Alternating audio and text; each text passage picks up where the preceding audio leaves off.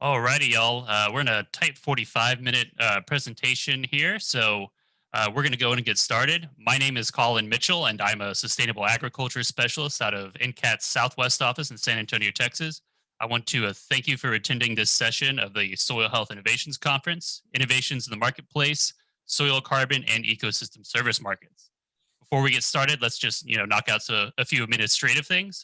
First, just so everyone is aware, this session is being recorded and you will be able to view it later. Attendees, please type your questions in the Zoom chat window.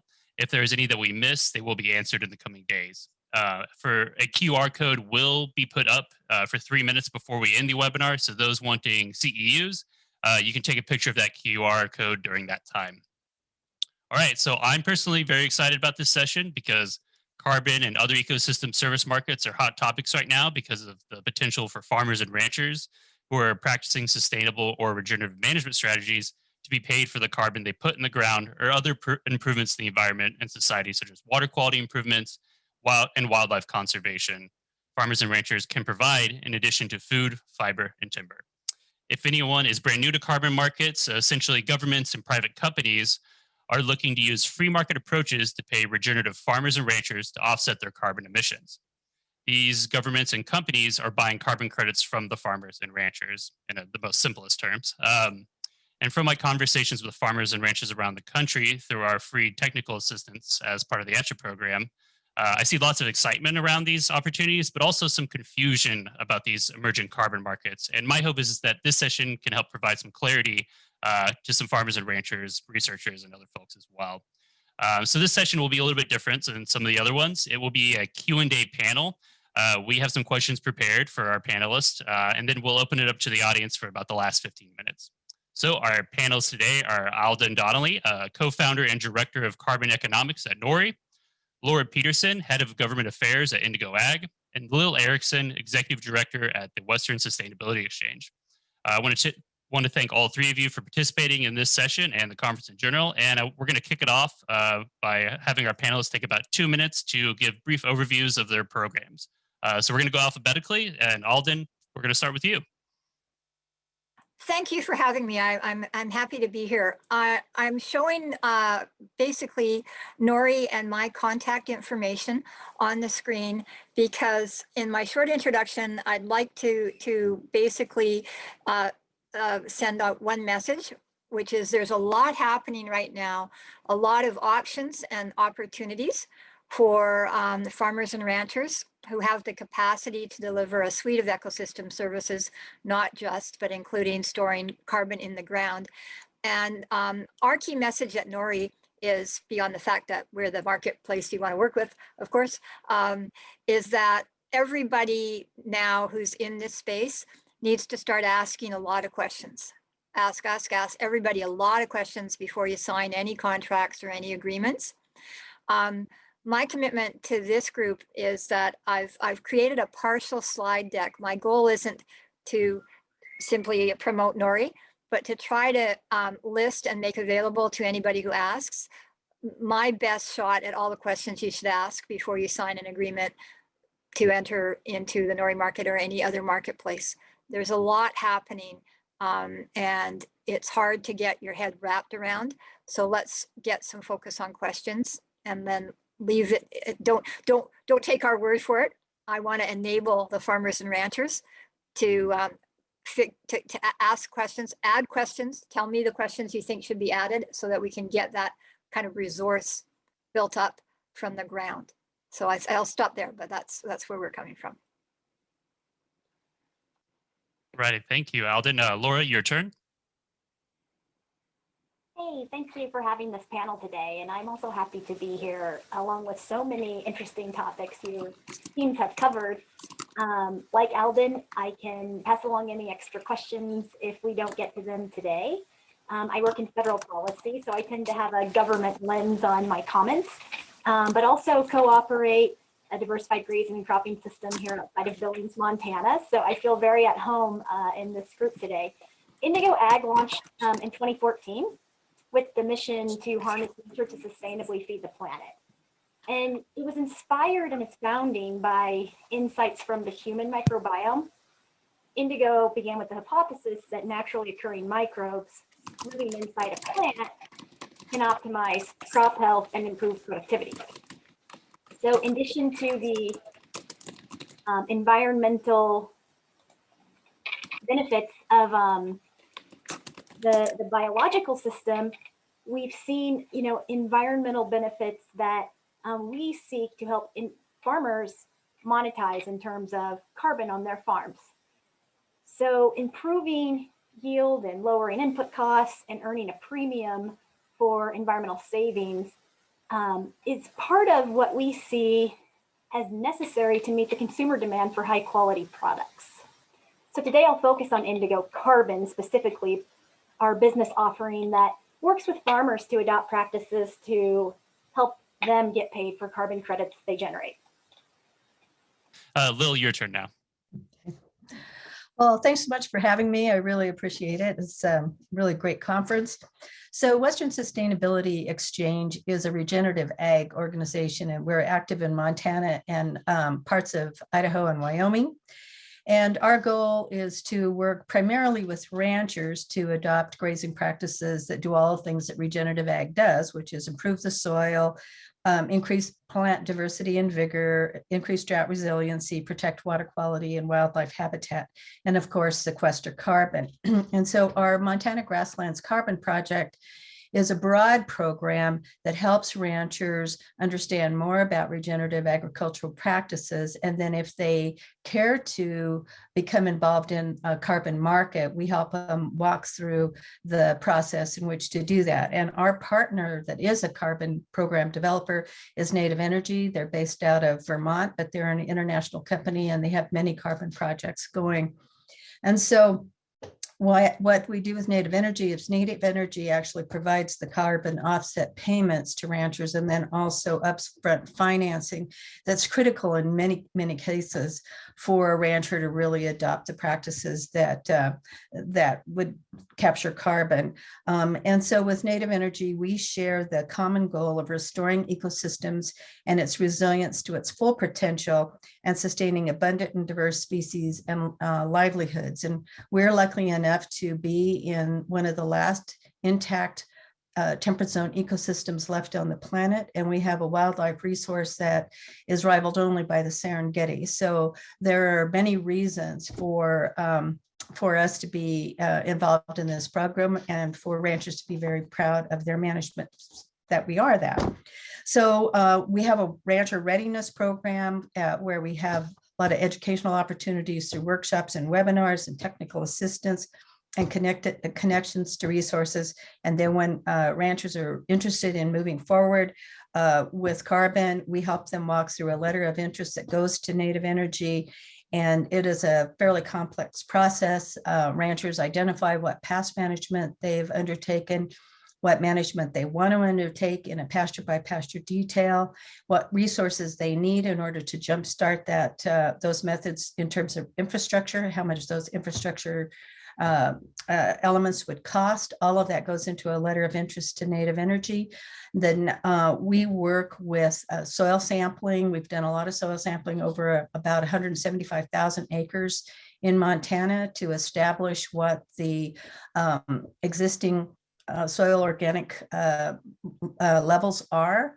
So all that information goes into a modeling process that Native Energy is using. It's a predictive model.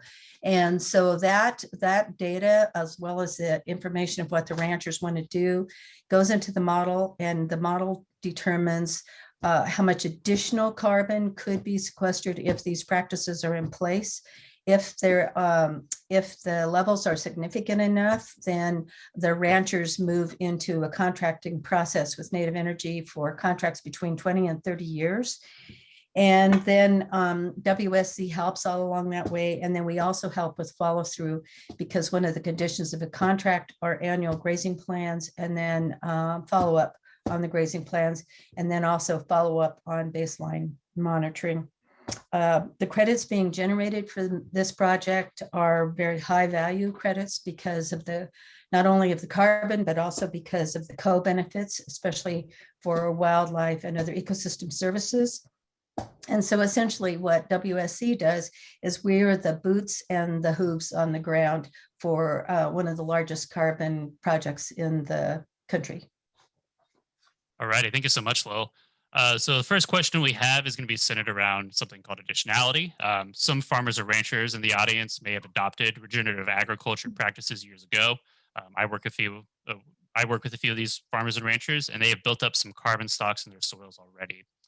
Most carbon markets require that the carbon be new to get paid. This is additionality, could you all explain if your program allows farmers to get back paid for carbon they have already sequestered and how that works, or if your program adheres to a strict additionality rules? And please explain the thinking behind your program's choice. And Aldyen and Laura, if you could also share the contract length that Nori and Indigo also have set up as well, just as Lill did. And we will start with you, Aldyen. Okay, first of all, we have a limited additionality test. So we think the concepts of financial and regulatory additionality kind of don't make much sense. We're trying to build a new economy where profits are accumulated by those who adopt the most sustainable practices in every possible way. So sending out a signal that says you can't get a credit unless you first prove that what you're doing can't make a profit doesn't make sense to us. For us, a project has a start date or a switch date, which is a date where verifiable or discernible change in practices that is reasonably likely to deliver greater soil health has been made, but beyond there needing to be a discernible change in operations, that's the limit of our additionality test. When it comes to contracts in the Nori marketplace, you have no binding obligations unless and until you have actually approved the sale of your credits, the NRTs. And when you approve the sale of an NRT, you are committing to do two things, which is update the data template, the Nori data template, so the operating data report that we ask you to fill out to get your credits for up to 10 years after you get your credits, you sell your credits, and to verify those data updates at least 3 times over that 10-year period. In the Nori marketplace, I won't go into the details, but you are obliged to offer any credits you're issued. Our credits are called NRTs. You're obliged to offer for sale at least 15% of the NRTs that you're issued in our marketplace over your first 6 years of reporting, but you do have the right to effectively take up to 85% of your carbon removal claims off our marketplace at any time, and after the first 6 years, 100%. So if the prices we're attracting are not the best prices in the marketplace, as long as you're not offering your credits for sale in 2 places at the same time, you can exit our market. In terms of past practices, in the Nori marketplace, you can qualify for up to 5 years of what we call grandfathered NRTs. So starting with vintage 2017, 18, 19, 20, 21. Next year, if you came in 2017, this year, 2016. And those grandfathered years can be related to switch dates or practice changes that happened anytime after December 31st, 2009. So we unfortunately have not found a buyer's pool that is willing or interested in acquiring credits for switches that happened before 2010. So we're going to have to figure out how to get rich and have a great party for the great early innovators. But we go back to 2010 for switches and maximum 5 years of grandfathering. So that's 2016 if you enrolled in our marketplace this year. Is that all the questions? Yeah, for that one, Aldyen, that one, Oh, that was great. Contract. Oh yeah. Again, you sign after the NRTs sell, you are bound to report for 10 years and also make best efforts to maintain your carbon stock for the 10 years. So in our marketplace, you are not bound to any particular projects. If there's a carbon loss, we guarantee the credit buyer that the underlying value of one NRT is 1 ton, incremental ton drawn out of the atmosphere and stored in soils or root systems for at least 10 years.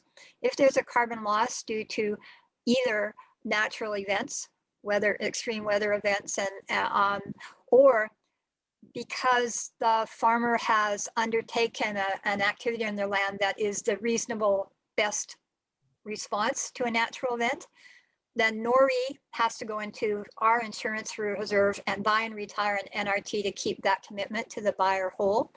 If the landowner elects to release carbon, sell the land halfway through the 10-year term to build apartments, for example, they have the choice of themselves going to the market and buying NRTs and retiring them to cover up to cover the carbon loss, or we would do that and collect our costs of doing so from them.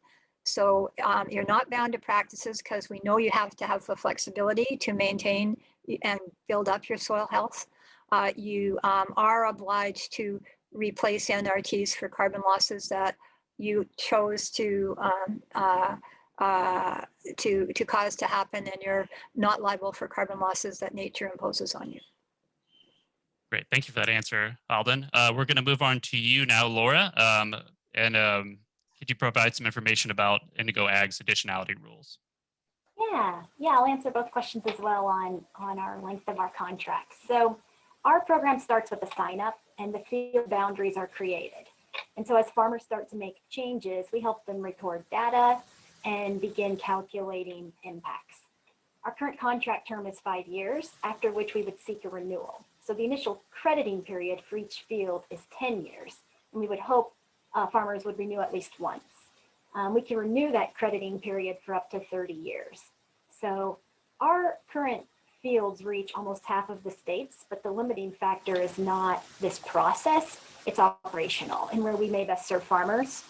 We use world-leading registry infrastructure, the Climate Action Reserve and Vera in their protocols for how we go about doing this. And in implementing those protocols, we have potential for the whole United States. On additionality though, carbon offsets must only be issued for impacts related to new management changes. So crediting for past actions is not allowed in our program. I see in the chat, and I hope I'm not jumping the gun, but the question on how EQIP and CSP fit with offsets. And this is an excellent question because these are great programs that may be stacked with offsets. And because they're working lands programs, that's how we see no conflict in additionality.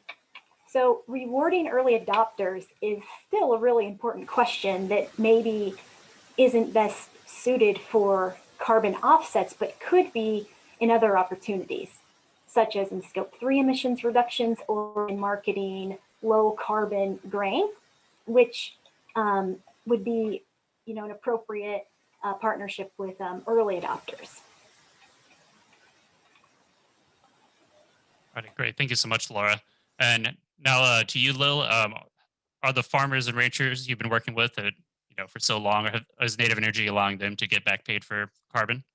No, not at this time. There's been a lot of discussion on it, but as the other speakers have talked about, it's not allowed right now through Vera, and the Native program is actually called the Montana Improved Grazing Project, and it is in the process of being verified by Vera, which is the largest voluntary carbon registry. And so they have some pretty strict standards. Our project, it does adhere to very strict additionality requirements that are of Vera, and that's why we do so much sampling, and that there are longer term commitments. With Native Energy, we are dealing with the beginning level of land. It needs to be at least 2,000 acres, at least at this point. That may change over time, but right now it's 2,000 acres. And there has been a lot of talk about back crediting, but we haven't figured out how to do that. One thought is that the ranchers that have been using these practices for a long time will have already been creating healthier soils. And if they get the additional attention that would come about through this project, the soils might be more receptive quicker than soils that have been really badly depleted. It takes quite a while to bring those back to an area where they could actually start generating the root growth and the fungi populations that are so important to this. So that's one way we're looking at all this. Does that answer your question? Yeah, thank you. So moving on to the next question.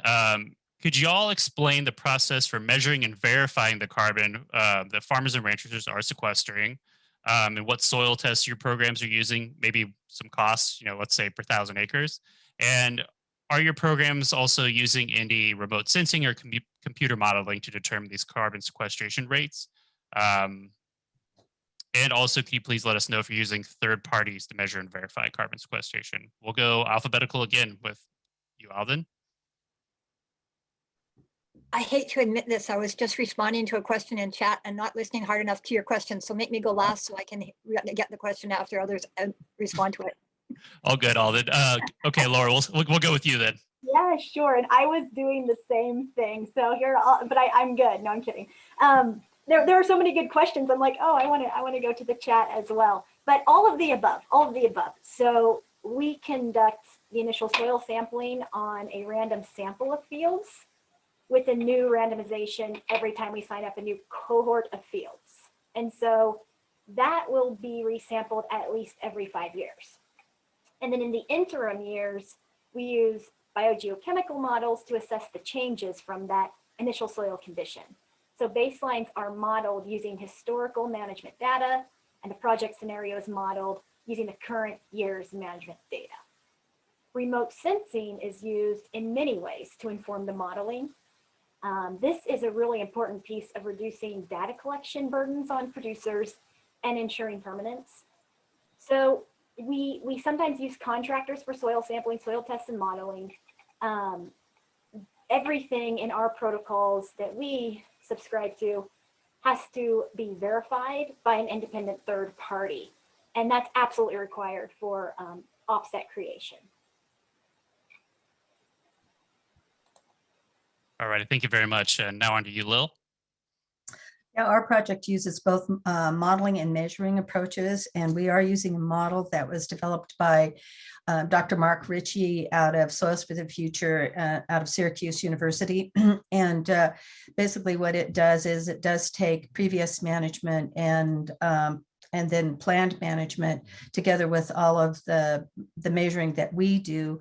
We have, as I said earlier, sampled over 175,000 acres across Montana at various topographies and elevations and all of that to get current baseline data. And then, so we're measuring for soil organic carbon as well as bulk density, water infiltration rate, soil moisture, percent of cover, both plant and bare ground. So a number of other aspects, and all of this data does go into that model. And then the model is sophisticated enough that it predicts what the additional carbon would be. This, of course, then goes to Vera, and Vera does require a third-party independent validation of the protocols that are being used and the outcomes of the model.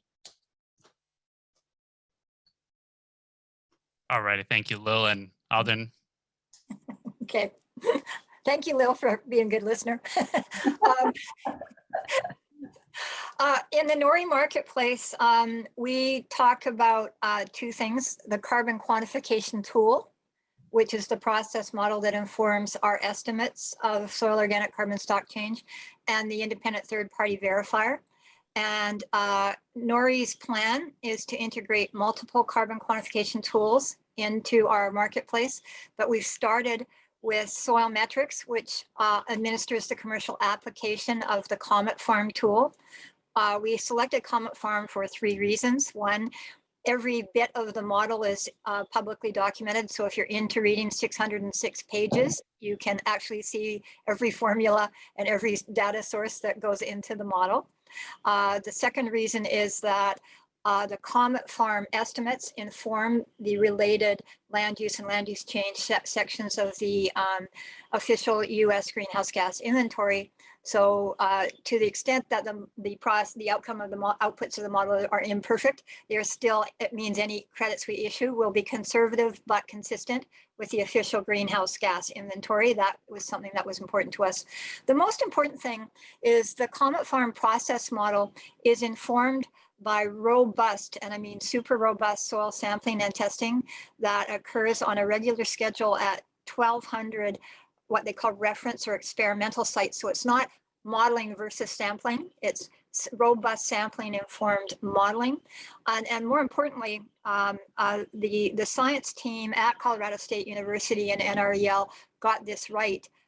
In our view, the very efficient way to have a robust and reliable soil carbon market is to have a complete statistically representative set of experimental sites so that we've got an efficient process model. So not soil sample and test in every field every 5 years. That eats up the first $15 of the price any buyer is willing to pay for a credit.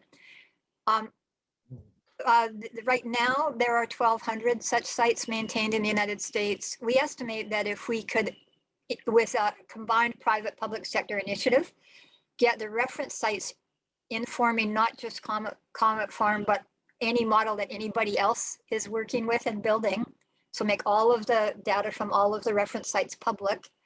If we got that up to 6,000 sites that were being tested once every 3 years with testing for everything. So we're talking, you know, $5,000 to $7,000 per testing event, not three. We perceive that we would be in a market that is generating soil carbon stock estimates that are comparable in quality, uncertainty, to what is coming out of the test in every field events at a cost of under $1 per credit if the market's turning over 20 credits a year right now compared to 15.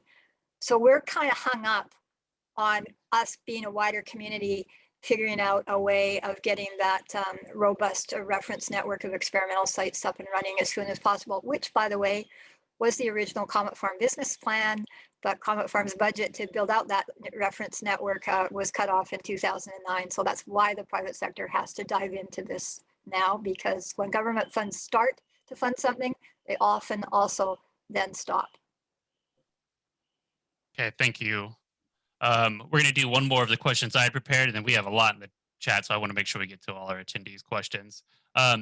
This one is going to be for Aldyen and Laura. And Aldyen, you mentioned this a little bit, and this is something that comes up when I do talk to farmers and ranchers, and it's their concerns about liability.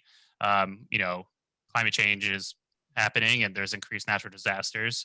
And what happens if the carbon stocks that they built up are destroyed, say, by a massive wildfire? Could you all briefly lay out the liability with Indigo and Nori for the farmers and ranchers enrolled in your programs? In the Nori marketplace, that's covered by the force majeure clause. So what the buyer gets is Nori going to the marketplace, buying and retiring another NRT. So the buyer still has real interest in 1 ton drawn down and retained for 10 years in that event. And we're building a blockchain marketplace, and it's complicated, but basically 20% of all of our token assets are set aside in our insurance reserve so that we have the asset base and the security in place to keep that commitment to buyers. So there's no liability. I think it's also really important to note that we deal with the question of permanence, which I think we're going to try to shift everybody from the word permanence to carbon persistence differently. And we're saying 1 NRT is carbon, is a commitment to be for carbon best efforts to carbon retention for 10 years. And if you want carbon to be retained on the lands for 100 years, you better be willing to be making a payment to the farmer every 10 years. This idea that for one series of payments in the first 10 years, there is liens on the land for 100 years makes no sense to us whatsoever. So we are trying to show an we agree to the goal of permanence, but if we are going to pay farmers and ranchers for the service of warehousing carbon in their lands, they better get regular rental payments. So our marketplace is designed around that concept, which is different from all other marketplaces. I should also mention that as long as the registry's requirement is that the carbon be permanently stored or the credits are not issued or held back, and farmers have to make commitments to retention for longer than 10 years. A number of states, including Nebraska, are states in which you cannot have a carbon market where that's the rule because there's laws against liens or leases that have terms longer than 10 years on the land. So we've got to get practical on that whole permanence and long-term obligation land tenure land use concept. Yeah, thank you for that, Alden. Laura, your turn. Yeah, I would say it's not about liability. That's probably not the right word for farmers. It's really about incentives. And so our contracts have a vesting schedule to encourage them to remain in the program. If they sell the farm or if something changes, there's no penalty, there's no clawback, but they may miss out on opportunities and benefits.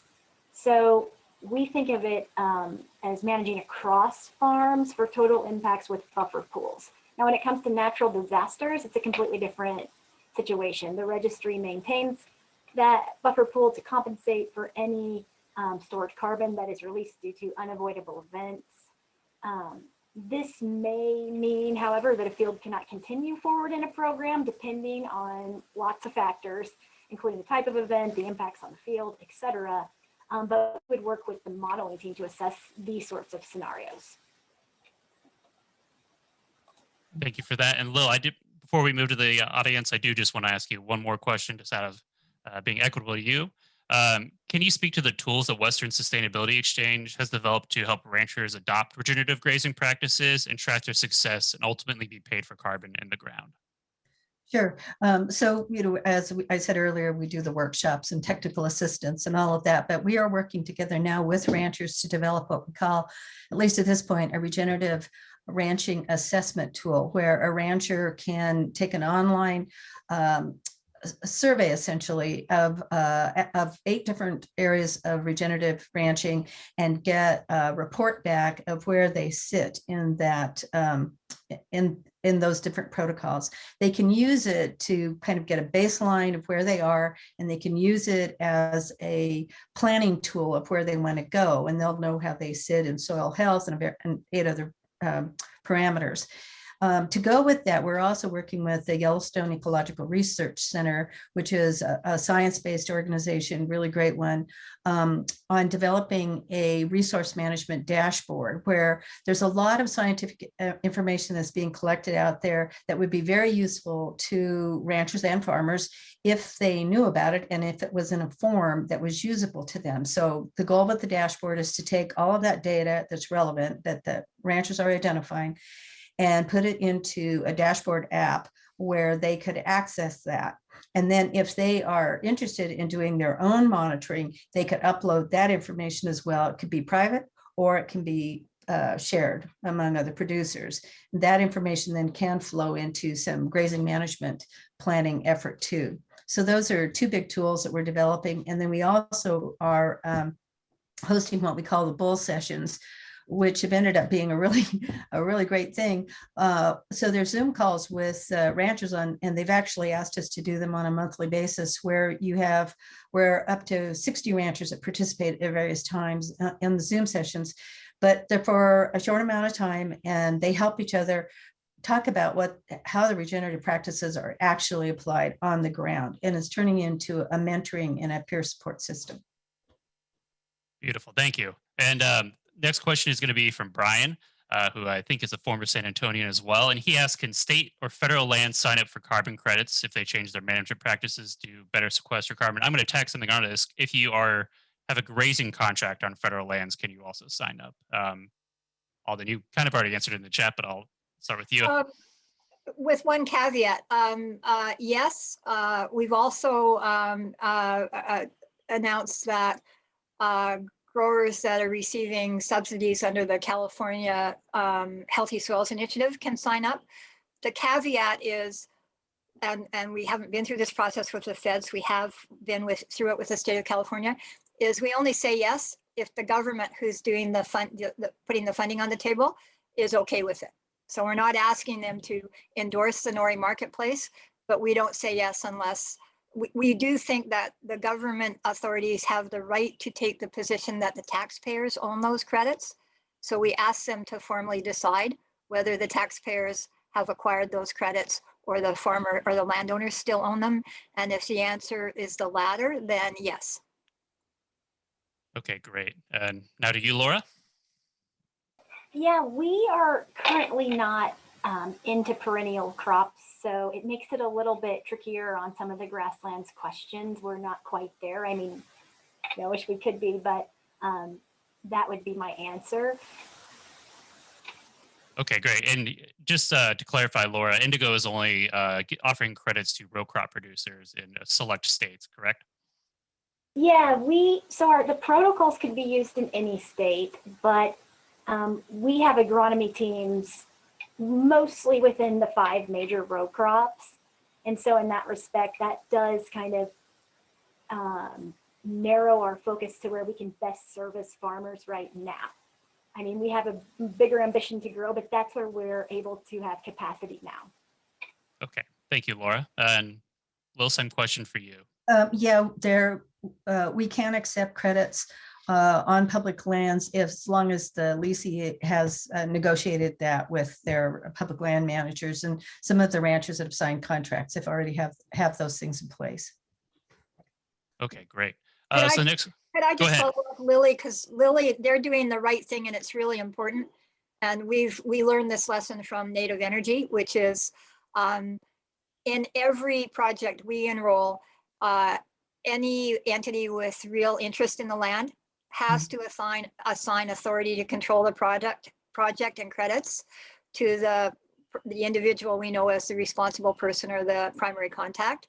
So no transaction happens in our market that the actual landowner hasn't approved. Mhm. Yeah. Okay, great. And next question is from Tony, and he is asking again about the question of back crediting. Are the farmers who have already adopted regen ag practices and systems more likely to continue and improve their systems versus the later adopters just dipping their toes into regenerative agriculture practices? Plus, late adopter practices are slower to show improvements. And Aldyen, we'll start with you, and I know you have to jump right at time. So if you Yeah. have to jump, thank you so much for I'll joining try us. to be quick. Again, I admit, arbitrary. We've drawn a line. The early adopters get can earn credits for practices post 2000 and practice changes post 2009. And the reality is the credit buyers market sort of has a conceptual not before date.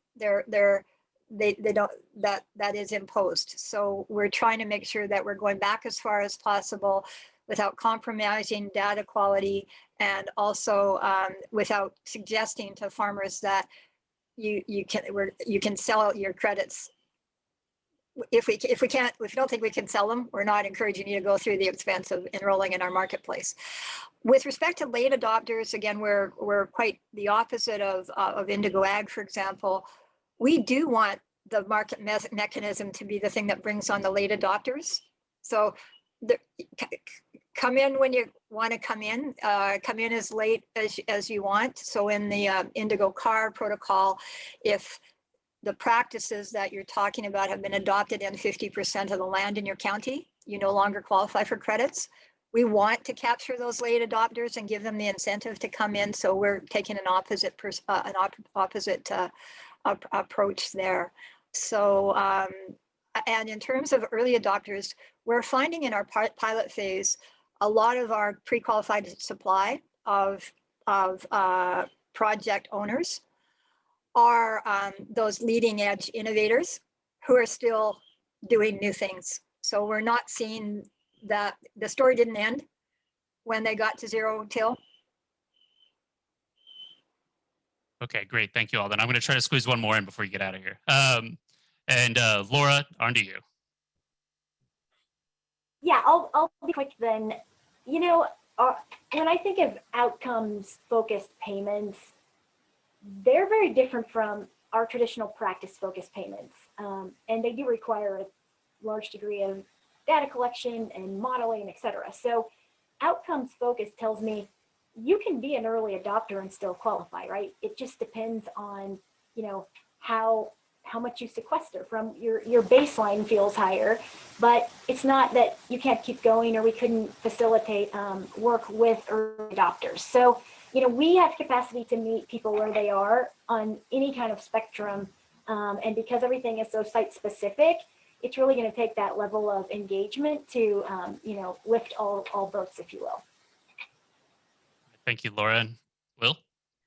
Yeah, the program is also open to any landowner that's interested, but we are seeing a great deal of interest from the innovators. And one of the reasons is because Native Energy is able to provide through their Help Build program upfront financing to have the infrastructure needs that often have to take place to jumpstart more changes. A lot of the innovators would do a lot more if they had money for fencing and water developments and educational programs or range riders, but they don't. And so that's one way we have of keeping the innovators innovative even more. Okay, great. And Alden, I got time for one more for you before we got to get out of here. This one is from our own ag economist, Jeff Shazinski. And he asks, should the federal government provide the ground rules for any agricultural carbon markets? Shouldn't they play a role in setting third-party verification of the quality of the carbon credits practices adopted being offered?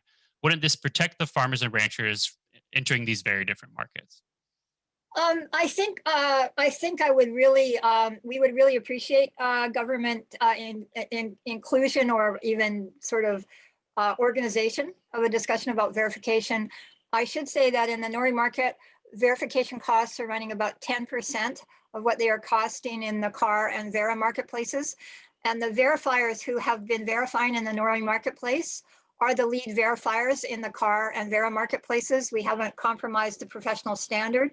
We've made verification more efficient in the way that we automatically generate verification reports and other things. So I think we would really welcome a conversation that would lead to more efficient delivery of verification, because the lead verifiers in the other marketplaces have already proved in our marketplace they can do it a lot more efficiently than they have been. Okay, thank you, Alden. I know you have to jump, so thank you for participating. Thank you for having me. Sorry, I have to go. It's okay. And Laura, would you mind giving your insights onto federal involvement? Yeah, I think that Chairwoman Stabenow has worked really closely with Senator Braun for the last year to think about this topic. The Growing Climate Solutions Act is going to be reintroduced soon. We have a Senate Ag climate hearing this week. The House Ag Committee has already had a climate hearing. So just in this first quarter of a new Congress, new administration, this is very top of mind.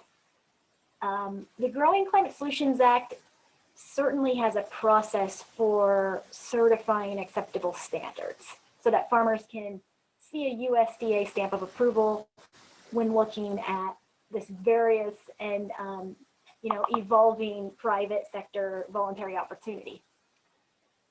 Our biggest issue with federal government involvement is that whatever they do be of highest quality. And we are confident that the team led by Robert Bonney and Secretary Vilsack will really understand that well. Okay, great. And Lill? We have not discussed this. WSC has a founding principle not to engage in any kind of policy activity because we work with such a wide range of people in our region, and policy we recognize is very important, but it can also be very divisive. So we're more interested in what's working on the ground. The only thing I would say is that I would hope that any regulatory process that comes down doesn't really do the opposite of what it's intended, which we've seen. Okay, great. And I'm going to actually sneak one more question. We've got about a minute left from Brian Hummel. He's asking about stacking payments for co-benefits from carbon sequestration, which I know some marketplaces are seeking to do. So water quality improvements, water quantity, wildlife conservation. Does Indigo or the Western Sustainability Exchange Program with Native Energy allow for stacked payments?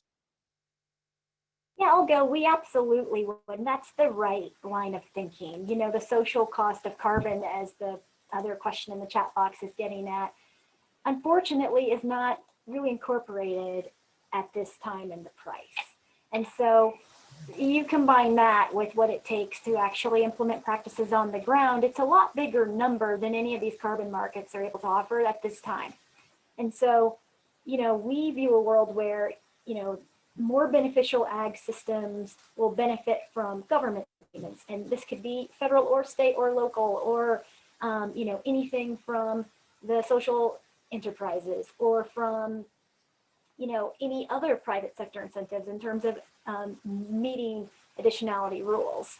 But yes, we think it's going to take kind of an all of the above approach to help farmers get that profitability they need to have this make sense for them. It will, and I'll give you the opportunity to answer. Yeah, we absolutely agree that there should be additional monies coming in for ecosystem services. And there's actually a big effort underway by some very large companies to create an ecosystem services marketplace. And the estimates of these companies is that this is a significant marketplace. It does incorporate carbon, but it is not exclusive to carbon. And it's about a $13.9 billion marketplace. And it's just emerging. There's a consortium that's trying to figure out how would you measure that. That's why we're starting to do on our own ecosystem function monitoring to figure out what would be those protocols. And we think that this would be an excellent way for especially the innovators to get paid for all of the great management they've done in the past, as well as compel the new adopters to not only benefit from carbon, but from wildlife habitat protection, connectivity corridors, water quantity, quality, all of those sorts of things, soil health. All righty.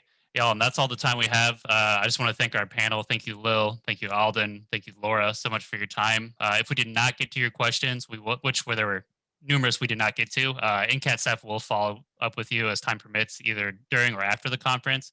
I'm going to throw a couple of questions that I had we didn't get to either that I think may be beneficial to our audience as well. You also will be able to access this recording of the presentation later this week. And again, on those additional questions, if you have them after this session, you can do it in the Hoover chat or in the topics discussion area, which we will be monitoring. Again, thank you all so much and enjoy the rest of the conference.